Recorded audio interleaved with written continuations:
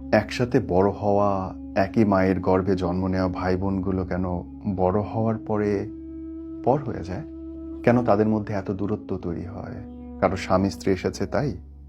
ভাই বোনগুলো সম্পর্ক, রক্তের বন্ধনগুলো ছিন্ন করে দেবে? এই কেনর কোনো উত্তর আছে? আমার কি মনে হয় জানেন, এই কেনর উত্তর হচ্ছে ভাই বোনগুলোই দায়ী। তারা অন্যের কথায় নিজের রক্তের সম্পর্ক নষ্ট করে। কোনো সত্য মিথ্যা যাচাই করার মুরত তাদের থাকে না। কাউকে ধনী, কাউকে গরিব, সে তো আল্লাহ বানায়।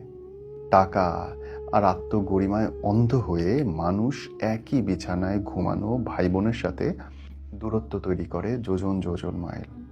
ছোটবেলায় যেই ভাই বোনের সাথে ঝগড়া হলে 2 মিনিট পরেই আবার মিলে যেত, বড়বেলায় ভাই বোনের মধ্যে ঝগড়া হলে জানাজায় পর্যন্ত দেখা হয় না। এই দোষটা কার? আমার মনে হয় অন্য বাড়ির না, এই দোষটা নিজের ঘরের নিজের রক্তের মানুষের।